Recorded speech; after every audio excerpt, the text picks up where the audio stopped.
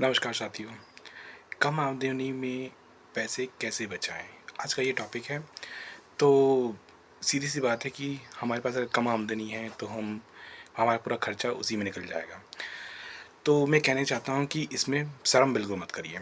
शर्म मतलब कि हम अगर छोटा काम करें कि हम अपनी आमदनी बढ़ाने के लिए, जैसे कि प्रेस हुआ, सब्जी का काम हुआ, गाड़ी सुधारने वगैरह का काम हुआ, या वॉचमैन वगैरह भी काम के लिए हमने पार्ट टाइम में, तो अगर ये सब काम अगर हम करें तो हमें कम से कम 7,000 रुपये महीना मिल जाएगा आराम से।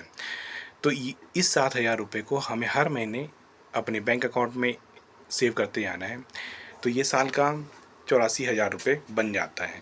तो ये आपकी एक अलग से इनकम बढ़ती जाएगी, क्योंकि देखो घर परिवार में कम से कम 3-4 सदस्य हैं। अगर आप मान लो आपकी आमदनी बहुत कम है, तो कोई ना कोई सदस्य या फिर आप क्या बोलते हैं एक्स्ट्रा कमाई के लिए एक्स्ट्रा काम कर लीजिए।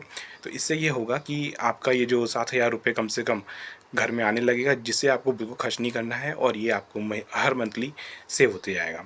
इससे होगा ये कि आपका ये 84,000 रुपये साल का होते जाएगा, और यदि इसकी एफडी बनाते जाएंगे तो 6-7% के हिसाब से ये और ग्रोथ करते जाएगा, जो कि आप मुश्किल से 7-8 साल या उससे पहले ही आप 10 लाख का अपना टारगेट है वो अचीव कर लेंगे।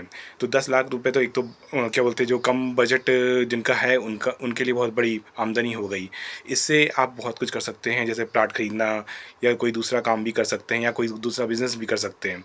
तो आपको एक लॉन्ग टर्म का ये गोल लेकर चलना पड़ेगा आपको, कि मुझे इतने टाइम तक ये करना है, ताकि मैं अपनी जो ये फाइनेंशियल सिचुएशन है, कंडीशंस है, इससे फ्री हो जाऊँ। अगर इससे फ्री हो जाते हैं तो हम अपनी आमदनी बढ़ा लेंगे, और आगे के हम 7-8 साल के बाद हम अच्छी लाइफ जी पाएंगे, जो हमारे बच्चों के लिए बहुत अच्छा है। यदि जिसकी आमदनी कम है और जो जिनके पैसे नहीं बच पाते हैं, तो कृपया करके ये काम करिएगा। जिससे क्या है कि बिल्कुल शर्म मत करिएगा, क्योंकि हमें अपने फाइनेंशियल गोल को अचीव करना है, और दूसरा हमें अपने बच्चों का भविष्य सुधारना है। धन्यवाद।